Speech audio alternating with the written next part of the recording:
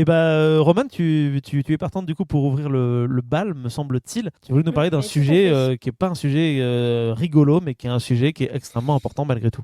Et voilà, ouais, habituellement, je viens sur des TDR pour parler de bouffe. Et là, je vais faire pleurer les chaumières. Le Oh but, là c'est là. de plomber l'ambiance, n'est-ce pas, de ce Yes. podcast.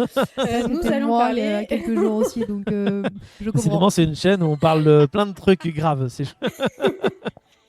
Tu peux rajouter une petite musique triste là en plus, ça Ah serait ben il y parfait. en aura une hein, au montage. Il y aura des Ok. musiques tristounes qui, tout comme pour la chronique de Mélissa si on ne spoile pas, Ah, il y aura aussi des musiques tristes. Toi, tu vas kiffer si tu fais ça le même jour au niveau du d'accord. montage. Hein.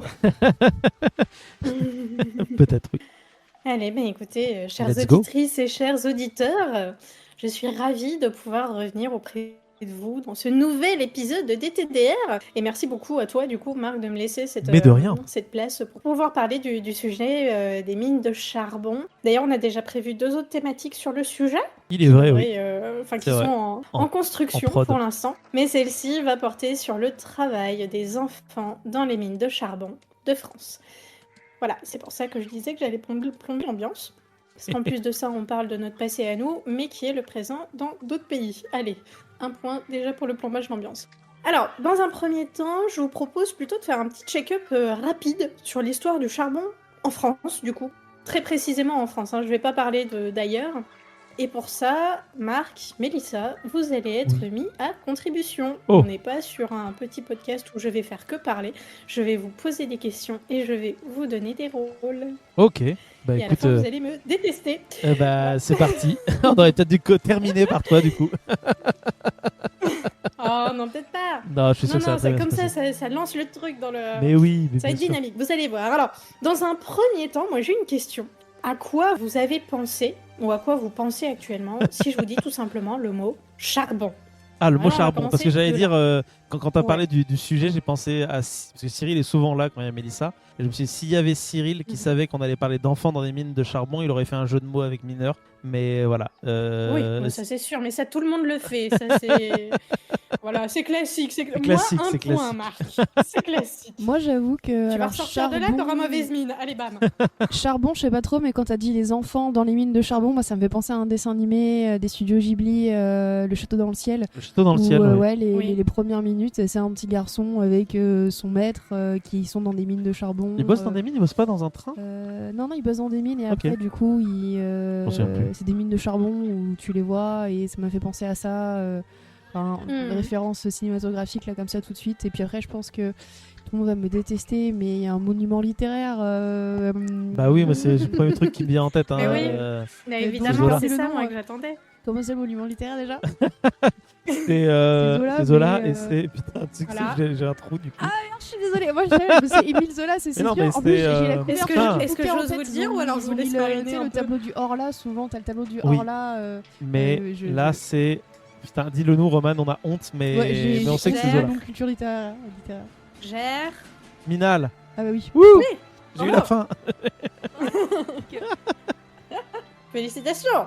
Très bien, effectivement, Germinal. Mais alors Germinal, eh bien le Germinal, qu'est-ce qu'il raconte? Eh bien surtout, le relate l'historique des mines de charbon du Nord, c'est plus précisément, et du 19e siècle, voire même du fin 19e siècle, puisque c'est un livre qui a été publié en 1885.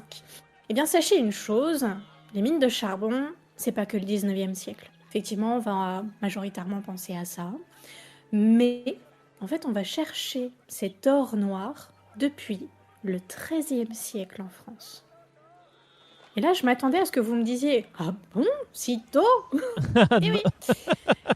Non, parce que moi, je le savais. J'ai pas dit ah bon sitôt parce que même si je le savais pas, dans ma tête ça semble logique parce que déjà on n'extrait pas le charbon oui. depuis le 19e siècle donc forcément il le faisait avant, c'est juste que c'était peut-être beaucoup moins popularisé et que la littérature ou le cinéma c'est pareil quand ils parlent de ça. Bah, c'est juste que c'est pas alors tu me corrigeras si je me trompe, Roman, mais c'est juste que c'est pas un niveau industriel, c'est pour ça que et c'est moins récent, donc ça laisse Exact. moins de souvenirs, quoi. Mais pourtant c'est bien Tout présent. à fait. Alors, dans tous les cas, il nous en fallait pour la forge du charbon. Donc, effectivement, c'est logique qu'on aille chercher, gratter la terre pour chercher le charbon dès le XIIIe siècle, voire même beaucoup plus tôt, notamment en Italie.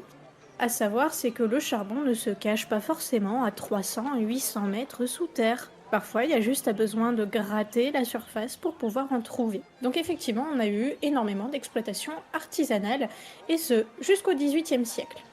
Donc petite information très gardoise, on a commencé en 1254 à chercher du charbon à Sandras actuellement, Ok. à 10 minutes en voiture d'Alès. Voilà, ça c'était la petite info du moment. Alors quand on parle de charbon, moi j'aimerais quand même vous poser une question. Est-ce que c'est du charbon qu'on utilise pour le barbecue? Bah non, c'est pas le charbon de bois. Enfin, Voilà, on est d'accord. Donc c'est du le coup, charbon qui ce vient du charbon-là, comment on carbonifère. l'appelle? Voilà, c'est ça. On l'appelle le charbon de terre, du coup. C'est ce fameux or noir de végétaux décomposés et qui s'est fossilisé, du coup, en charbon. Et ça va servir à nous chauffer, que ce soit à la maison ou alors à faire à manger, pour chauffer, du coup, nos plats. On peut aussi créer de l'énergie avec, faire avancer les bateaux, les trains. Et là, effectivement, on plonge en plein cœur du 19e siècle et donc de la révolution industrielle. Alors j'ai une petite question. Aujourd'hui, à votre avis, est-ce qu'on utilise encore du charbon en France? Ah, parce que j'allais dire, je crois que les Allemands ont des centrales à charbon électrique. Ouais, mais les en- Allemands d'où? Je dirais bah oui, qu'en aujourd'hui, France, on on doit l'utilise. l'utiliser, mais de manière extrêmement. Enfin, de manière très, très peu en termes de quantité. À mon avis, ça doit pas être. je crois folichon, je crois que normalement, on n'a plus de charbon. En tout cas, Plus en de termes charbon de du tout. production d'énergie électrique, il n'y a plus de charbon, je crois. Mais il n'y avait pas eu un truc un peu scandale où ils voulaient y revenir et virer le nucléaire. Enfin, je sais plus, mais il me semble que normalement en France, il n'y a plus. Pour ça, en tout cas. Alors effectivement, on n'exploite plus de charbon en France. C'est-à-dire qu'on n'a plus de mines, que ce soit à ciel ouvert ou des mines souterraines de charbon. Cependant, on en utilise encore dans notre électricité. Et donc c'est un charbon qui est importé en France. Il venait de Russie jusqu'à il y a quelques années, hein, évidemment. Ah bon, il vient Il plus, peut donc. venir de Colombie, d'Australie, d'Allemagne, d'Afrique du Sud et surtout beaucoup de Pologne, et ce depuis 1990. Et du coup, c'est Aujourd'hui, moins. tous... Excuse-moi, je te coupe, mais c'est moins cher du coup d'aller récupérer du matos à l'extérieur alors que nous on pourrait encore les exploiter. C'est peut-être simplement juste une question Alors, d'écologie, non? il y a peut-être un petit peu de ça. Cependant, autre chose, c'est que nos fameuses mines de charbon, alors déjà, elles sont pas situées que dans le nord, hein, elles sont vraiment situées partout dans le France. Il y en a quand même pas mal dans le sud, et notamment dans les Cévennes. Oui. Parce qu'on a un gros bassin houillé. Big up à Saint-Etienne aussi. Mais c'est surtout qu'en fait, nos anciennes constructions des mines sont totalement insécurisées. Elles sont beaucoup trop dangereuses, on ne peut pas retourner à l'intérieur. Et ça coûterait beaucoup trop cher de remettre ça en place, en fait. Donc c'est plus simple, du coup, d'acheter à l'extérieur et de faire venir jusque-là. Alors apparemment, ça serait moins de 5%, moins de 3% et quelques. J'ai pas pu vérifier d'ailleurs cette information depuis l'année dernière. Voilà. Mais moins de 5%, en tout cas, c'est l'info que j'avais l'année dernière sur d'utilisation de charbon importé du coup en France dans notre électricité. Ça, c'était pour qu'on fasse quand même un petit point sur ce qu'est le charbon et comment on l'utilise aujourd'hui.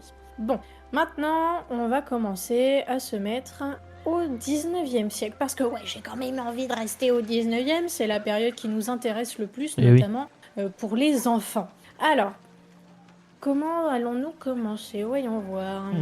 Le Galibo. Vous avez déjà entendu parler de ça? Galipo? Ça me dit vaguement. Galibo. Ah, Galibo. Galibo. Ouais, Galibot. Attends, j'ai entendu ça à Saint-Etienne, je pense. Merde. Ah oui, c'est Euh, sûr même. Putain. C'est le truc, c'est pour faire les tunnels, peut-être, un truc comme ça, non? Pour maintenir Non. les tunnels en place? Ah non, putain, c'est les gens qui vont, tout au fond du truc. C'est ceux qui sont en train de construire enfin, de taper dans le trou. Ouais, je me Il y a souviens de hyper l'idée, mal. mais non. Merde. Et bah c'est tout simplement un enfant qui travaille dans les mines. Ah bah voilà, Un c'est pour Galibo. ça qu'ils vont dans les petits trous alors, du coup. Voilà. Ok. Il y aurait Oui, alors- Cyril, bah voilà. Big up à Cyril. Tu vas le remplacer, Mélissa. C'est toi le sniper de l'émission maintenant. Je sais pas faire. Chacun ses talents. mignon. Alors effectivement, dans les mines de charbon, les enfants portaient le nom de Galibo, surtout dans le nord de la France. Dans le sud, on les aurait plutôt appelés les gamins des mines. Voilà, on se foule pas trop Ok. la patte. Dans le sud, voilà, on va pas chercher plus loin. Alors, il y a différentes sources Chercher quand le midi à même 14 qui s'accordent et s'accordent pas d'ailleurs sur la définition précise de cette appellation, Galibo. Donc, par exemple, les archives nationales du monde du travail, oui, parce que je me suis embêtée à aller chercher des trucs bien vieux aussi. Donc, les archives nationales du monde du travail le définissent par le mot galet. qui signifierait s'amuser en ancien français. On n'est pas franchement sur un métier très amusant. Oui, c'est ce que j'allais dire, Mais c'est bon, pas hyper pourquoi fun, pas. quoi. Ouais, pas du tout même. Il y a une historienne qui s'appelle Ganna Cooper Richer qui explique ce mot galibot plutôt par le mot picard galibier. Galibier qui signifierait le polisson, un enfant espiègle et désobéissant. Bon, en même temps, quand tu Pas vas très bosser gentil dans non une plus. mine de charbon, malheureusement, t'as pas trop la place d'être désobéissant. Bah ouais. Mais bon, voilà. Quant à l'Institut national de l'audiovisuel, donc le fameux INA, sur le sujet mineurs du monde, mémoire des mines, précise simplement que le mot galibot est le nom donné au 19e siècle aux enfants travaillant dans les mines du Nord-Pas-de-Calais. Voilà. Là, pour le coup, on n'est pas allé chercher bien loin non plus au niveau de la définition de l'appellation. Donc, dans un cas comme dans un autre, eh bien, le galibot est un enfant travaillant dans les mines de charbon en France. Alors Marc, Mélissa, c'est à présent que je vais vous donner un petit rôle à chacun. Ok. Vous êtes tous les deux des galibots. Ok. Dans un premier temps, je vais donner un rôle à Mélissa. Alors sachez une chose déjà tous les deux, bien que les droits des enfants évoluent tout au long du 19e siècle, celui des filles finira par différer de celui des garçons. Étonnant. Et il va être fortement relié au travail, n'est-ce pas? Il va être fortement relié au travail de leur mère et de fait aux lois concernant le travail des femmes. On en parlera un petit peu plus tard, vous allez voir, il va y avoir quelques petits changements. Alors d'abord, première question, mes très chers deux galibots, à votre avis, à partir de quel âge on vous faisait descendre dans une mine de charbon au XVIIIe siècle par exemple? Est-ce qu'on a 7 le ans. droit à une petite fourchette? Moi, je dirais entre 8 et 12 ans. Moi, je tombe sur j'imagine. 7, cash. Vous êtes gentils. Ah, 5 ans 2 ans Ouais, 5 ans? tu rigoles mais oui, 5 ans. Des enfants de 5 5 ans ans. dans les mines? On les ferait... Ouais. Waouh. On les ferait déjà Ouais. descendre dès l'âge de 5 ans. J'ai trouvé une source en Angleterre qui descendait les enfants dès l'âge de 3 ans. Ils faisaient leur sieste sur des morceaux de charbon pendant que le père était en train d'abattre la façade pour faire justement tomber ce charbon-là. Alors que font Eh les ben. enfants si jeunes à l'intérieur de la mine? Mais écoutez, c'est pas très compliqué, hein. On prend les morceaux de charbon, on les met dans le wagonnet ou dans un panier. Voilà.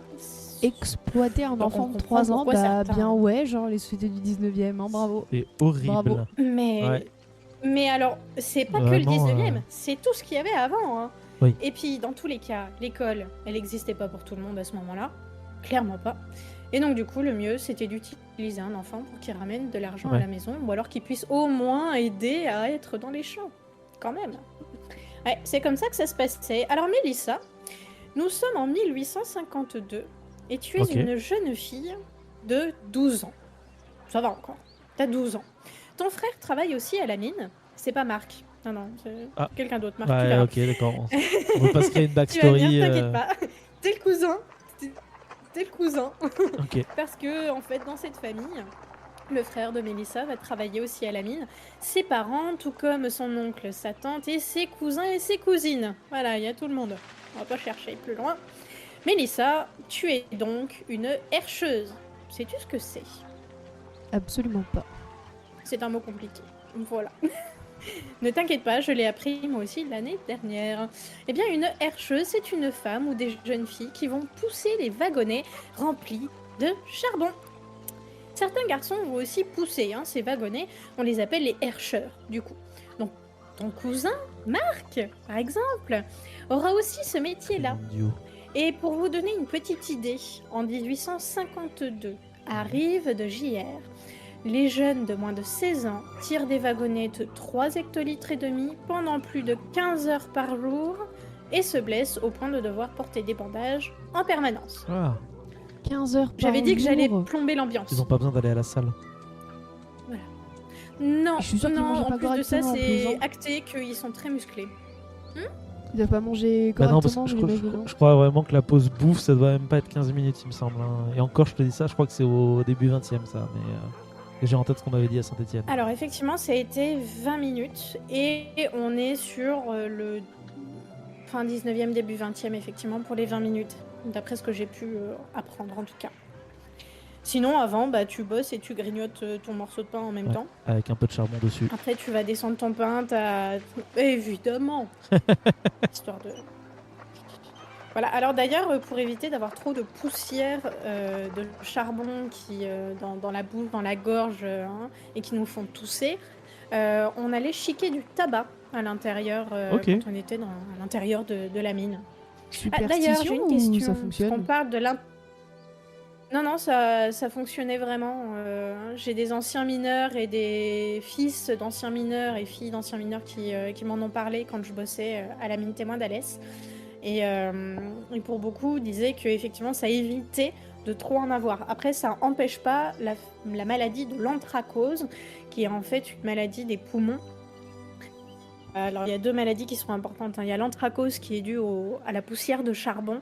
Donc ça, c'est une maladie qui n'est pas mortelle, elle est forcément très handicapante, cependant, parce que les mineurs vont tousser et cracher noir. Voilà. Ça, c'est ceux qui travaillent à l'intérieur et aussi à l'extérieur de la mine. On le verra dans Ok. une autre thématique plus tard. Il y a plein de personnes qui travaillent aussi sur le carreau de la mine, donc tout ce qui est à l'extérieur. Et donc, ces personnes-là vont aussi avoir de la poussière de charbon dans le pif toute la journée, hein, de toute façon. Et donc, du coup, ça va descendre aussi dans les poumons. Cette autre maladie, c'est la silicose. La silicose, elle est due à la poussière de roche.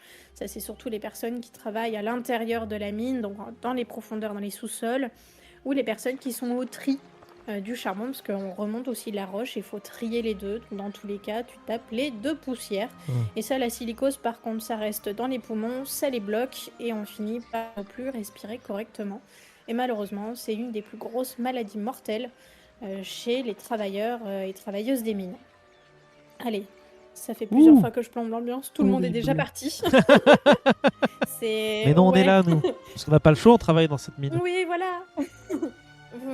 Vous n'avez pas le choix, vous êtes des enfants, vous allez travailler là. D'ailleurs, Ouais. Mélissa, ton métier te plaît ou pas? Elle pousse des Ouais, chariots. je sens que ça te plaît pas, hein.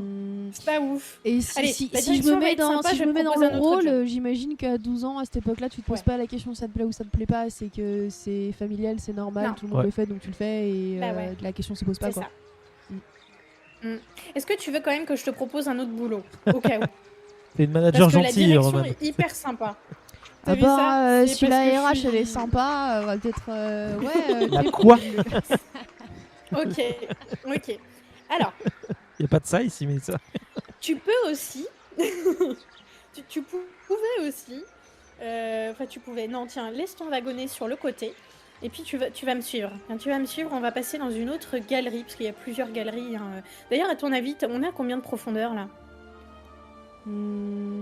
Profondeur sous terre, j'imagine qu'on on est est milieu du 19e siècle. milieu du 19e siècle, là j'avoue je serais pas à dire parce que Ouais. est-ce que les ascenseurs sont démocratisés déjà? Eh ben, ils viennent tout juste d'arriver, c'est ce qu'on appelle la cage. C'est arrivé en 1850, c'est tout nouveau.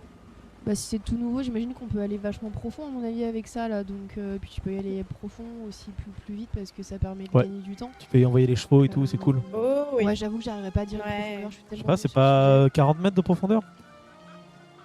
Oh, c'est gentil. Donc plus d'1 kilomètre? 1 kilomètre? Alors, Après, tu tombes pas sur en le substrat. Lorraine, il y a le puits le plus profond en Lorraine d'une mine de charbon, c'était 1 km 300. Et ce, déjà, le 19e siècle, 1 km 300? Ah non, ça c'était un petit Ah peu oui, après ok. quand même, de manière générale. À Alès, par exemple, on descendait à 822 mètres de profondeur. C'est déjà pas mal Donc hein, parce là, que les cailloux ils te on tombent va sur la te gueule, dire- tu sors pas hein, Ouais, donc, pas les coups de grisou, Mélissa, le coup de Ah grisou. non, Boum. boum. Ça fait un gros boom, un coup de grisou. Mais il n'y a pas que ça d'ailleurs qui peut vous arriver dans la mine. Est-ce que vous voulez qu'on parle des différents dangers que vous pouvez retrouver dans une mine de charbon? Il y a Euh. effondrement, écroulement. ou c'est déjà pas trop éboulement, mal, là. J'imagine que vu qu'ils font ça à la dynamite, ils font péter la dynamite pour faire des tunnels, donc à tous les coups, il y a des fois, peut-être il y a le feu, je sais pas. Bah, il y a des gaz, tu peux avoir Ouais, du mais feu, alors, tu le peux, truc, c'est tu peux que- crever d'un cancer du poumon, enseveli, tué par un mec qui aurait pété un câble parce qu'il en a marre d'être enfermé, devenir aveugle. Je crois que c'est Être fou. ouais, je crois que c'est juste complètement dingue Oui, comme métier. ouais, c'est pas Tu peux mal. avoir le bras arraché par des machines Ouais. qui transportent Tu peux devenir sourd aussi, parce qu'après ils Mhm. utilisent des marteaux-piqueurs et Il tout. devait avoir des troubles musculo-squelettiques. Alors, est-ce que, à incroyables. votre avis, en 1852, vous utilisez déjà des marteaux-piqueurs? Non, mais je veux dire par après. Ah! En T'as la pioche. 1920. T'as En la fait, à pioche, oui, partir parce que de t'as des vibrations dans le 1920, c'est ça, à partir de 1920, tu commences à avoir de plus en plus de machines et là, oui, effectivement, tu ressors, t'es complètement sourd. Par contre, avant, tu as la pioche et c'est d'ailleurs une époque où on utilisait le petit canari pour savoir s'il y avait du gaz. Alors non pas le grisou, attention, mais plutôt le méthane, le dioxyde, pas le méthane, pardon. Excusez-moi, voilà, ça m'apprendra à dire n'importe quoi. Parce que le grisou est composé de méthane. Donc l'oiseau, c'était pas pour le grisou, c'était pour le dioxyde de carbone et le monoxyde aussi. Voilà, ça en fait, dès qu'il y en avait, c'est un gaz qui est lourd. Donc il était autour des pieds et des jambes. Ça, c'est un gaz qu'on retrouve dans les grottes aussi. Et donc on posait un oiseau dans une cage sur le sol. Et tant qu'il chantait, parce qu'un oiseau, un petit poussin, ça va toujours faire un piou piou piou Petit piou piou piou. piou-piou. Donc, tant qu'il faisait son petit piou-piou, tout allait bien. Par contre, si on ne l'entendait plus, ça voulait dire qu'il y avait du gaz carbonique. Et donc, dans ces cas-là, fallait sortir de cette galerie, changer de galerie, et bien ventiler cette fameuse galerie où il y avait du gaz pour pouvoir le faire circuler, le faire ressortir en fait de la mine et pouvoir revenir dans la galerie et reprendre le travail correctement. Voilà, donc ça, au niveau des gaz, vous avez le gaz carbonique, donc qui est un gaz lourd autour des pieds et des jambes des mineurs. Vous avez le gaz du méthane, donc le grisou, qui lui sort du charbon. En fait, à l'intérieur d'un morceau de charbon, il y a des petites bulles. Ces petites bulles, c'est du gaz. Il s'est formé lors de la décomposition des végétaux, quand ils sont morts il y a 300 millions d'années. Et ce gaz, il va ressortir quand on va chercher ce charbon. Ce gaz, il est très léger, il va au-dessus de la tête des mineurs, en dessous du haut de la galerie. Et s'il y a une petite étincelle qui vient à toucher cette poche de gaz qu'on ne voit absolument pas, c'est le grisou, tout comme le gaz carbonique, sont des gaz qui ne se voient pas, ils sont incolores, ils sont inodores, on ne les sent pas. S'il y a une petite étincelle ou une flamme qui vient à toucher cette poche de grisou, et comme tu l'as dit tout à l'heure, Marc, ça fait boum. Et on finit par être enseveli sous notre galerie. Donc ça, c'était effectivement des risques tout à fait possibles. Il y a d'autres risques qui arrivaient quand même beaucoup plus souvent que les coups de grisou. C'est ce qu'on appelle des accidents d'outils. Les accidents d'outils, c'est vous prendre un wagonnet dans le genou, vous prendre les pattes dans les rails. Accrocher 2 wagonnets entre eux alors que vous êtes dans une légère pente et que vous mettez la main au milieu là où il faut pas et donc du coup ça s'accroche mal et votre main y reste. Dans les archives, il y a des traces comme ça d'ouvriers du coup qui font des lettres à leur employeur comme quoi ils se sont fait mal, que ça les a handicapés à vie, des genres de trucs comme ça. Alors pas tout à fait, par contre ce que j'ai retrouvé, il est où? Je le cherche, tac. Eh bien c'est un document que Saint-Étienne a mis en place, parce que la mine de Saint-Étienne a fait des recherches extraordinaires. Okay. Ils ont mis un document en place avec le nom, le prénom des enfants, parce que là du coup on reste dans le thème des enfants, l'âge des enfants, leur fonction, leur métier, la déclaration de mort, puisqu'il y a des accidents qui sont mortels et qui sont aussi beaucoup dus à des accidents d'outils. Ils ont précisé la commune, le lieu-dit et le puits dans lequel ils descendaient et les causes de mortalité. Eh bien, j'en ai un. Je peux vous donner quelques exemples. Ça vous dit? Avec plaisir, c'est génial. C'est horrible, mais c'est génial. Nous avons un enfant, Émile Mouly. Ok, Émile Mouly. 4 ans. Oh. 4 ans dans la commune de Villars en 1890, qui est mort brûlé à cause des scories sur le carreau de la mine. Voilà. C'est pas le plus choquant, j'ai envie de dire. Il y en a d'autres. Voyons voir. Celui-là, bof. Voilà, celui-ci, par exemple, Benoît, 10 ans, en 1864, à Saint-Jean-Bonnefond, il est tombé en s'amusant dans un puits abandonné. Voilà. Okay.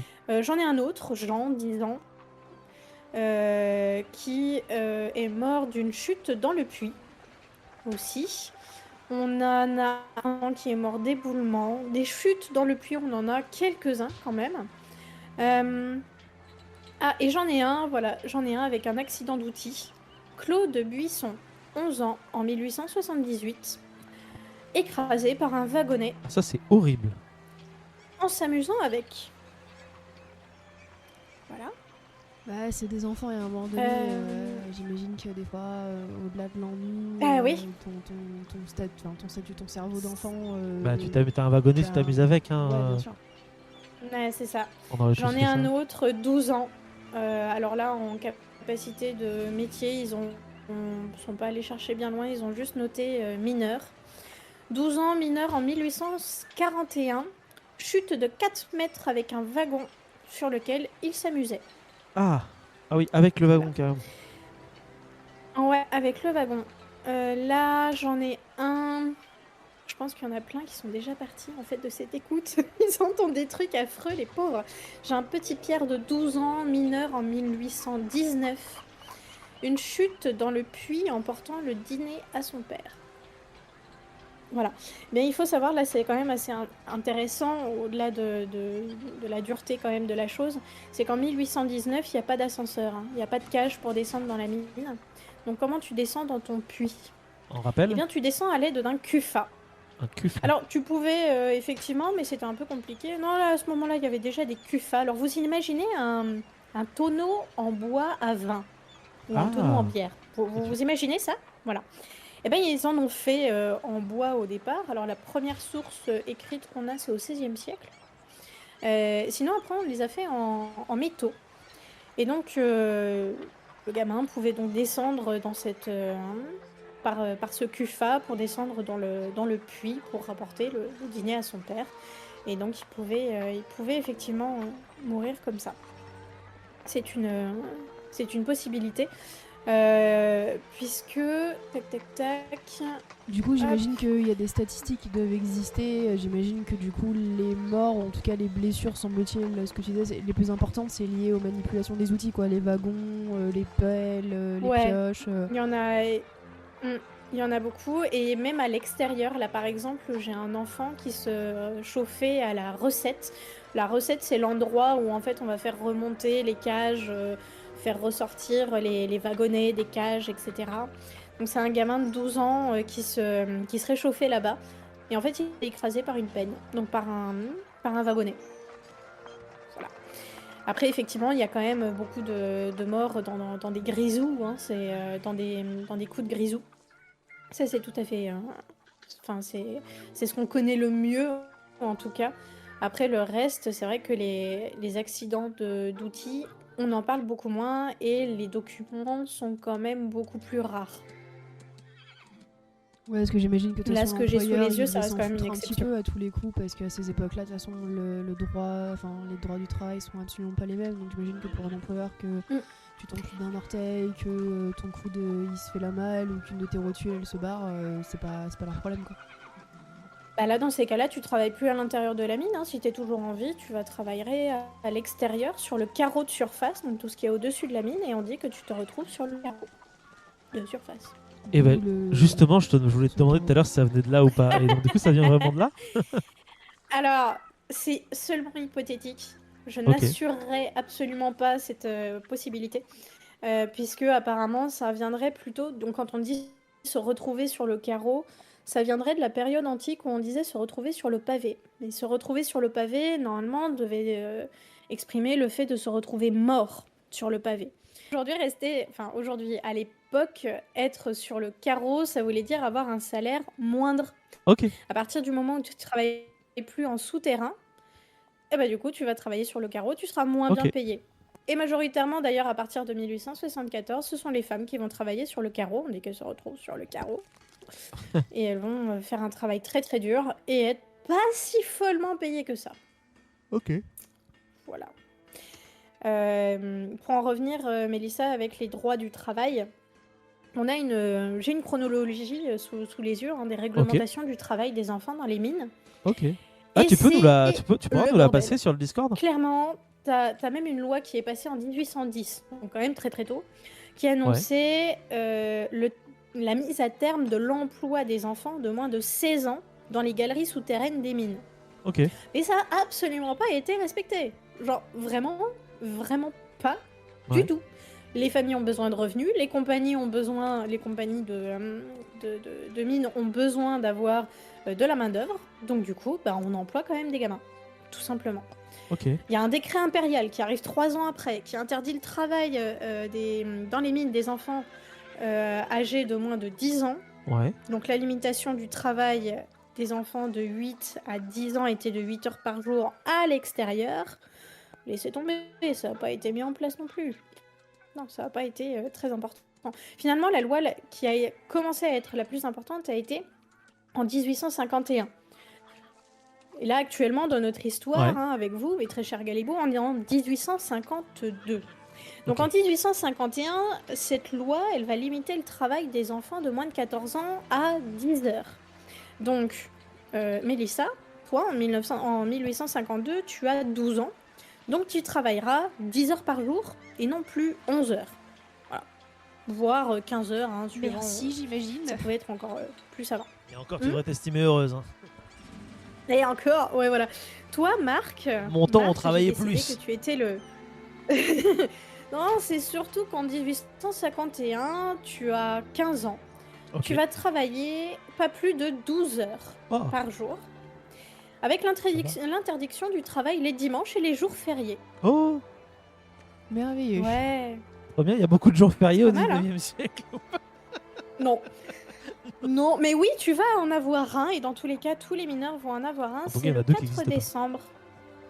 Le 4 décembre, ok. C'est le 4 décembre. Qu'est-ce qu'on fête le 4 décembre ? Eh bien, c'est la Sainte Barbe. Et la Sainte Barbe, c'est la sainte patronne des mineurs.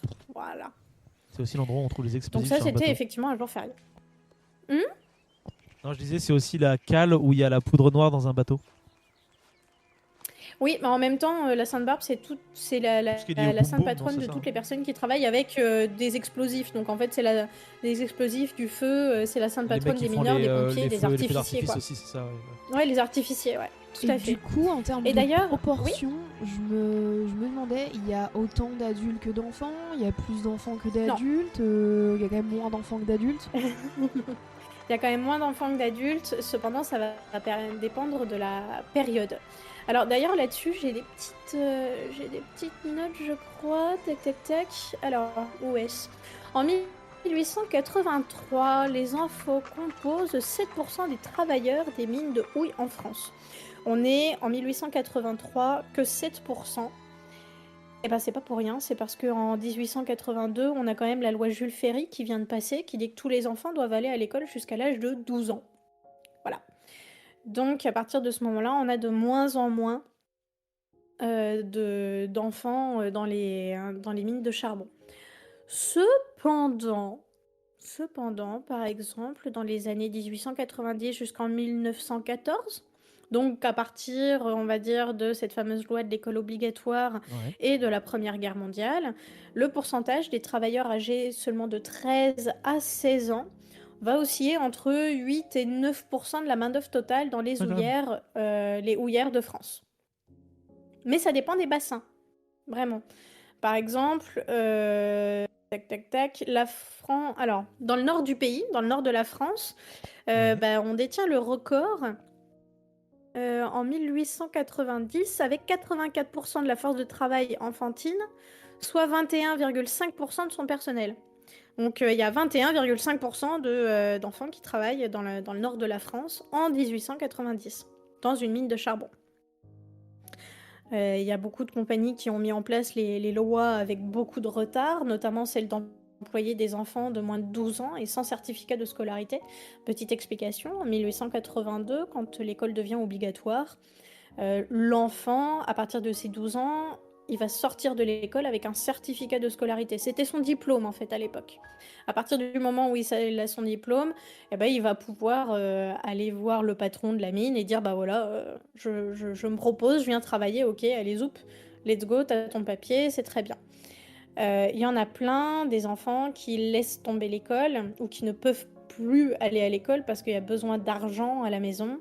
Et donc, ils vont dans les mines sans certificat de scolarité. Et les patrons les engagent quand même. C'est interdit, mais ils les engagent quand même. Et dans le nord de la France, justement, il y a des chefs de gare qui prévenaient les patrons des mines de l'arrivée inopinée des inspecteurs pour éviter les contraventions. Il y a quand même 13 000 contraventions qui ont été mises en place dans le nord dans les années 1880. Parce C'est qu'ils ne marrant, respectaient pas, du coup, la Parce loi. que ça revient un peu sur ce qu'on discutait la dernière fois avec Marc sur le fait qu'en fait le tissu social ça permet énormément de choses au sein d'une communauté, que ton chef de gare qui va aller prévenir l'assistant de ton PDG d'entreprise, c'est vraiment la preuve qu'en fait c'est toute une communauté et un système qui trouvait ça ok Ouais. de mettre des enfants trop jeunes au travail malgré les lois. Et ça, c'est assez important. Vraiment, le tissu social, on voit son importance à travers, mais tout. On parlait des centres de mise à mort dans l'info, voilà, c'est pareil, quoi. Je suis tout à fait d'accord, C'est vrai. effectivement. Tout à fait. Donc voilà pour les chiffres, du coup, que tu me demandais. Qu'est-ce que j'allais dire? On a un petit peu dérivé. Il me semble, Mélissa, que j'étais en train de te donner un Oui, tu me nouveau disais que je travaillais métier. plus que 11 heures par jour. Ouais. Ouais, Alors, t'es passé à 10 heures par jour, 10 heures mais par jour. là, mais là, t'es plus herscheuse. Tu vas plus bosser à pousser les wagonnets. Non, je te donne un autre boulot. On va te mettre une hotte sur le dos qui est remplie de charbon et tu vas remonter cette hotte par les échelles à l'intérieur des galeries de la mine. Puisque l'ascenseur, Merveilleux. il s'arrête pas à tous les étages, faut pas déconner. Donc tu gravis ces échelles. Alors ces échelles, hein, on est au 19e, elles sont en bois. T'es dans un endroit en profondeur, il fait humide, ça glisse, faut faire attention à toi. Alors t'es pas la seule à faire ça, hein, puisque Marc, tu es son cousin. Ouais, Tu as 15 ans, tu as une hotte Oui. remplie de charbon sur le dos. tout à fait. Et tu vas faire le même boulot, tu vas remonter les échelles, tu vas déposer ton charbon dans d'autres wagonnets qui iront jusqu'à l'ascenseur, donc la cage. Eh bien, petite information quand même chiffrée qui peut être intéressante. À Saint-Étienne, en 1866, donc quelques années après ce dont on est en train de parler, puisque là on est en 1852, mais en 1866, il a été enregistré qu'une quinzaine de gamins descendaient à 300 mètres de profondeur, se relayant sur des échelles avec des sacs de charbon pour un gain, un salaire de 0,75 centimes à 1,25 francs par jour.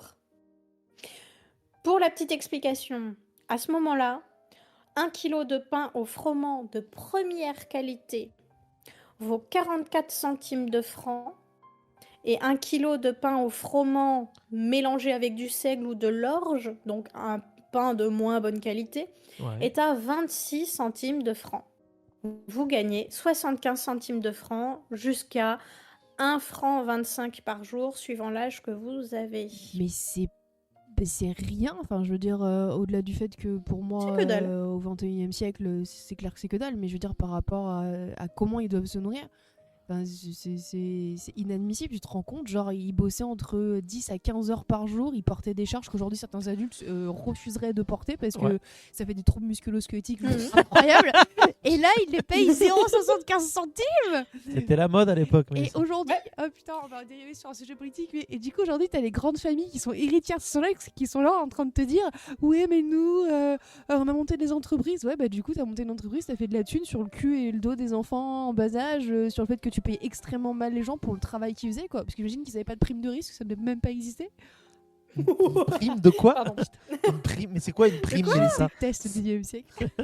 Je déteste le siècle. Ah, ouais. Et puis quand t'es malade, bah t'es pas payé non plus. Hein, Bah non. T'es pas... Bah non. Hein, la sécurité sociale, vous savez d'ailleurs de quand elle date, la sécu? Oui, c'est post-guerre la Ouais. sécurité sociale. 5, Ouais. il me semble. Ouais, 1945, effectivement.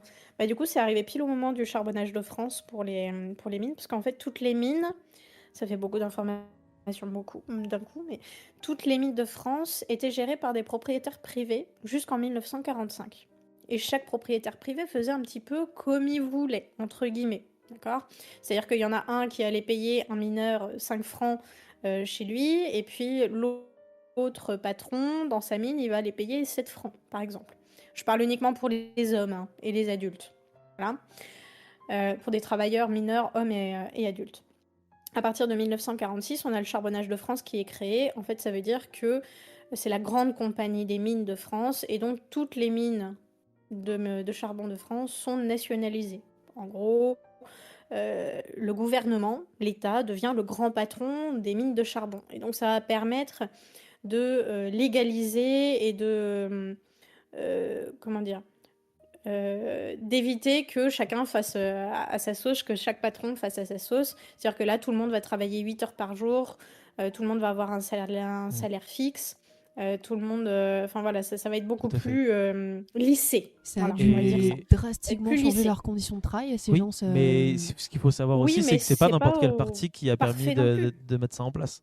Je suis allé vérifier, Non. mais c'est le Parti communiste Je veux qui dire, est c'est le les premier communistes, parti de oui. France qui a permis aux gens aujourd'hui d'avoir la sécurité sociale. C'est quelque chose qu'il faut que les gens se souviennent.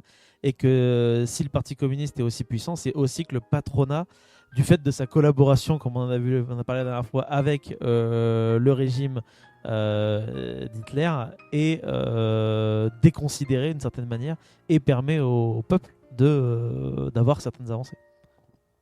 C'est ça. Donc finalement, c'est un petit peu grâce au... Enfin bref. Sans Hitler, on n'aurait pas la sécurité sociale. Après, Finalement, il était bien socialiste. les C'est une mineurs blague, les avaient auditeurs, déjà bien mis en- évidemment. C'est une mauvaise blague, mais une blague quand même. Les mineurs avaient déjà mis en place des... je cherche le mot depuis tout à l'heure. Des... Ah mon Dieu. Des sortes de caisses... Ah voilà, les caisses de solidarité. Des caisses de solidarité ok, ouais. pour... Voilà, ça c'était avant la sécurité sociale, avant la retraite aussi. Donc du coup, chacun pouvait mettre un peu de ce côté-là pour pouvoir... histoire d'avoir quelque chose d'un peu... je sais pas comment l'expliquer. Vraiment, je Histoire suis pas d'avoir... assez calée, tu en mets fait, de l'argent de sur le côté, histoire sujet, de... mais... C'est un peu comme une sorte de retraite, entre guillemets, quoi, ou de... Ouais, ou mais c'est d'épargne, participatif, en quoi. fait, tu vois. C'est pour tout le monde, c'est... C'est comme des pourboires, C'est finalement. ça. Un peu ça, peut-être. Ça, malheureusement, là-dessus, je suis pas du tout assez bien calée sur le sujet. Donc, mais voilà, c'était quand même intéressant, effectivement, d'en parler. On en était où ? On en était à Marc. Bah, Marc... Je suis là. Ah oui, non, je vais revenir sur Mélissa. Mélissa, remonter une hotte remplie de charbon, c'est cool ou c'est pas... Non, pas ouf, hein. On est d'accord ? Non, pas ouf. À mon ouais, avis, voilà. c'est peut-être Bah pas ouais. le même boulot ou les mêmes muscles qui sont sollicités quand t'as un enfant, Ah, mais bah je non. veux dire, ça reste pas ouf. Ah, quand ça te même muscle très très tôt. Cependant, pour toi, ta vie, elle va quand même drastiquement changer. Elle va drastiquement changer puisque en 1874, il y a une loi qui va passer. Et cette loi, alors là, je vais faire un petit bond dans le temps, on va voyager dans le temps. Mélissa, tu n'es plus en 1852. On va dire que tu es une autre jeune fille en 1920 et tu as 14 ans. Et donc cette loi qui est passée en 1874 te dit que tu n'as pas le droit de travailler au fond. Donc on dit en souterrain dans les mines, on dit au fond. Donc dans les mines, il est connu en fait que les hommes travaillent à moitié nus, voire même totalement nus, pour des raisons de très forte chaleur dans les galeries, allant de 30 à 50 degrés. Et donc de fait, le travail au fond, c'est-à-dire en souterrain, je rappelle, est jugé immoral et dangereux pour les femmes, les jeunes filles, d'après l'opinion publique. Alors attention, je tiens quand même à préciser, s'il vous plaît, qu'on est au 19e siècle et qu'à ce moment-là, normalement, on travaille uniquement en famille. On ne travaille pas avec le voisin, d'accord ? Cependant, et on a surtout une grosse explication de cette loi, c'est qu'on est en plein boom de la révolution industrielle et qu'on va sortir de plus en plus de charbon, on va descendre de plus en plus profond dans les mines. Donc là, en moyenne, on va descendre à 800 mètres à peu près, voire plus, voire moins, ça dépend. Comme on sort de plus en plus de charbon, ce charbon, arrivé sur le carreau de surface, il va falloir le trier. Et on a un centre de tri, on l'appelle la place. Et c'est là que les femmes, toutes les jeunes filles qui travaillaient d'abord à l'origine au fond des mines, elles vont se retrouver sur le carreau de surface à travailler à la place en tant que placière pour trier ce charbon. Donc, Mélissa, si tu es en 1920 et que tu as 14 ans, tu peux commencer, puisque justement tu viens de fêter tes 14 ans, tu peux commencer à travailler sur le carreau de la mine à la place en tant que placière. L'été, il fait très chaud, l'hiver, il fait très froid, ce n'est pas chauffé. Tu peux aussi être lampiste. En gros, tu vas donner les lampes aux mineurs en début de journée. Tu vas les ramasser aussi en fin de journée hein, quand ils vont te les donner. Par contre, c'est toi qui vas devoir nettoyer ces lampes. Alors là aussi, tu es dans un bâtiment où il fait très chaud l'été, très froid l'hiver. Et ça sent très fort l'essence. C'est pas génial non plus. Tu rentres du coup dans un travail à la mine, hein, voilà, sur le carreau de surface dès l'âge de tes 14 ans, et tu vas fatalement te marier. C'est obligé. Hein, tu es là d'ailleurs pour trouver un mari, hein, ça peut être utile. En général, c'est un mineur. Ça Et peut à être partir du utile, moment où ça tu vas dépend te comment marier, il marie. Hein, c'est... Ouais, Ouais, si tu veux avoir une d'accord, mais protection, bon. Mélissa, il faut passer par un Mais mari. Hein. pour les... À un moment, t'as pas le choix. En gros, c'est pas compliqué. Tu rentres au boulot dès que t'as 14 ans. Tu te maries, t'as plus le droit de travailler. Fin du game, tu fais des gosses, bisous, c'est terminé. Ah par contre, si tu perds ton mari et que tu viens veuve, bah là tu reprends le boulot. Ne tue pas ton mari, Mélissa, c'est pas bien. Ne fais pas ça. Voilà, voilà. Donc Bon, en plus gros, soit sérieusement, t'es je femme au foyer détaillerai... pour toujours avec des gamins, soit tu crèves dans une mine de charbon, c'est ça? C'est un peu ça. Alors, en soi, à partir du moment où, ben, mettons, on est sur le personnage de Mélissa, elle va grandir, elle va devenir adulte. Le travail est toujours aussi dur. Après, il y a des personnes qui ont été interviewées il y a quelques années, il y a 3-4 ans, des anciennes placières de la mine de la Grand Combe, donc qui est à 15-20 minutes d'Alès. Ce sont des femmes, elles ont témoigné, elles avaient à l'époque 92-96 ans. Elles ont été placières et elles le disent, hein, qu'elles ne regrettent absolument pas le travail qu'elles ont fait. Pourquoi? Parce qu'en fait, le plus important là-dedans, c'était pas le fait de faire un travail...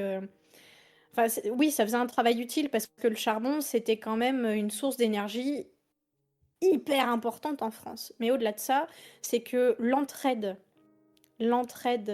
dans les mines était énormissime. C'est une immense famille. Et elles disent, je cite parce que du coup j'ai vu une vidéo là-dessus qui a été réalisée par un, un employé justement de la maison du mineur à la Grand Combe. C'est lui qui a fait ce film-là. Elles disent, je n'ai jamais retrouvé d'amitié telle que celle que je l'ai connue quand je travaillais en tant que placière. Et elles expriment aussi le fait qu'elles ne voient pas cette amitié dans les relations amicales de leurs filles, de leurs petites filles, etc. En fait, dans les mines, que ce soit femmes, hommes, que ce soit le travail au fond, le travail au jour, il y a une énorme solidarité. Et cette solidarité, elle est très puissante. Elle est vraiment très très forte. Et c'est pour ça que la fin des mines, d'ailleurs, a été une catastrophe, parce que c'était vraiment la fin d'un monde pour eux. Et aujourd'hui, il y a toujours cette fierté et cette solidarité Ouais. qui est présente, parce qu'il y a toujours moi, quand j'ai fait des visites guidées, on me disait toujours, mais je suis petite fille de mineur, je suis petit-fils de mineur, je suis neveu, peu importe. Enfin voilà, à chaque fois, on pouvait me le dire, mais pas au début de visite. C'était vraiment à la fin, où on sentait que ces personnes-là, à la fin de la visite, ils étaient super fiers du travail que leurs prédécesseurs ont pu faire. Fiers et très touchés. Bon, alors il y en a certains, ils sont sortis, c'était limite s'ils n'avaient pas la larme à l'œil, quoi.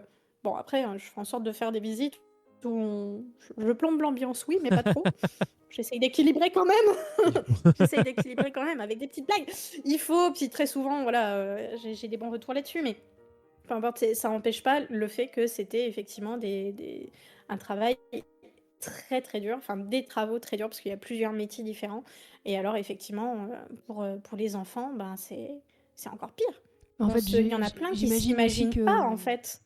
Bah, on peut pas s'imaginer aujourd'hui parce que de toute façon c'est un monde qui nous est complètement inconnu aujourd'hui, hein. Ouais. Mais je pense que cette Alors cohésion, aujourd'hui en cette France. Oui, en solidarité, France, bien sûr. elle existait parce que justement c'était un métier qui était très dur et donc de par ce fait-là, je pense que c'est un truc que tu retrouves très souvent dans les métiers extrêmement durs, cette solidarité très particulière entre Allô vous parce qu'en fait vous vivez cette Allô, dureté allô, je vous capte ensemble. plus. C'est aussi pour ça qu'ils Ah. ont fait Je une vous ai caisse de plus. solidarité, c'est parce que justement Je vous ai plus. c'est un milieu qui est extrêmement difficile, donc tu et puis il y a que les gens qui travaillent avec toi qui peuvent comprendre ce que tu vis.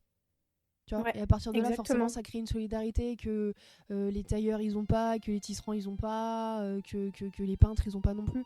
Parce que c'est un métier qui est d'une difficulté sans nom. Et puis ils ont cours à C'est leur vrai. vie tout le temps. Ils ont cours à leur vie tout le temps. Mm. Après, pour les femmes, ça m'étonne pas aussi que c'est un truc où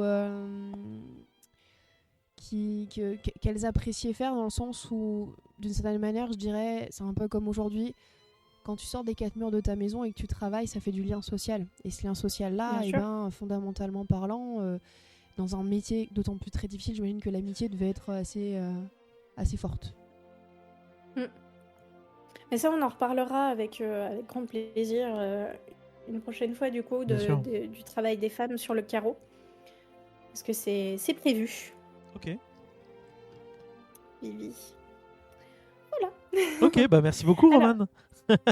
Bah avec plaisir, écoute. C'était voilà. passionnant et malgré toutes ces choses horribles qui ont été dites, on peut se réjouir du fait qu'au moins, en tout cas en France, c'est des choses qui soient terminées. On croise les doigts pour qu'on n'y revienne pas. Moi Ouais, j'ai et envie, puis j'ai envie de dire un truc horrible, hein, c'est qu'aujourd'hui en France, ouais, c'est vrai que c'est terminé, mais tu vois, dans certains pays non, justement, c'est pour ça que j'ai dit en étrangers, France. Bah c'est ça, c'est ce qu'on disait depuis que le chez début, nous, oui. c'est que- horrible, hein, c'est aussi pour ça que voilà, on va me traiter de gros woke, de bobo, d'écolo, de ce Non, que vous de voulez. communiste, Ou de Mélissa. communiste, mais par exemple, c'est eux qui ont moi, empêché ça. l'implantation d'un magasin Shein en France, c'est ouvertement une insulte à mes yeux au fait que, du coup, l'État français, en France, le gouvernement, les commerçants, les patrons trouvent que c'est ok de faire travailler des enfants dans des pays étrangers parce que vu que c'est C'est pas ça. sur le territoire français, finalement, en fait, on s'en fout. Mais ces gamins là-bas, dans quelques années, même si c'est pas déjà le cas, ils doivent avoir des maladies, ils Bien sont sûr. pas payés correctement. Moi, je trouve ça fabuleux aujourd'hui que t'as des gens en France d'une hypocrisie qui sont là, ouais, vous avez vu nos conditions de travail. Puis par contre, à l'étranger, c'est pas grave parce qu'en fait, finalement, je peux quand même acheter une chemise Shein à 3 € parce qu'il y a un gamin justement qui est mort avec de la teinture hyper toxique. Enfin, moi, je trouve ça fabuleux parce que finalement, Ouais. ça existe toujours aujourd'hui. Oui, puis je pense malheureusement que je pense sincèrement qu'il y a certaines personnes dans ce pays qui, s'ils pouvaient refaire travailler les enfants ou les gens pour peu cher, ils se gêneraient pas. Ouais. Ça c'est un truc, alors j'en parlais pas dans mes visites, mais très souvent j'entendais les gens qui regardaient les enfants en disant ah bah tu vois on te dit de mettre la table et puis tu rechignes et machin. Et alors mais très souvent tu sais c'est les parents que les gosses et les gamins sont en mode et donc du coup oui je disais aux enfants, je leur donnais des métiers, tu vois, mais je faisais exactement pareil avec les adultes, hein. Je leur donnais des métiers en disant bon finalement tu préfères pousser les wagonnets ou tu préfères aller à l'école? Ah bah l'école c'est cool, ouais on est d'accord, l'école c'est cool. Puis je regarde les parents, puis les parents disent ah tu vois faut l'écouter. Et je les regardais, et sinon vous monsieur vous préférez être abatteur ou avoir votre boulot abatteur en fait c'est quand tu abats ton charbon après Ouais. avoir parlé des maladies etc. Ouais finalement mon travail ça va. Voilà. Finalement, avec mon tableau Ça, Excel, ça va. je le faisais uniquement pour ceux qui sont vraiment un peu lourdeaux, tu vois, et que j'étais en mode non, stop. Stop. On s'arrêtait là. Voilà. Bah, en tout C'est, cas, c'est très gentil à toi d'avoir voulu parler de ça sur cette émission parce que c'est un Bah, sujet qui est avec important. plaisir. Et en plus, comme tu l'as si bien teasé tout à l'heure, tu vas revenir. Tu as encore 2 interventions à faire sur ce sujet, si je ne m'abuse. Ouais. Et ça, c'est Oui, très tout à chouette. fait. On J'ai n'a hâte. pas fini de parler de mines de charbon au cours de cette émission. Et du coup, Peut-être que je parlerai un peu bouffe d'ailleurs dans les mines de charbon. Ah, bah, allez, à écoute. l'occasion. ça marche, ça me va.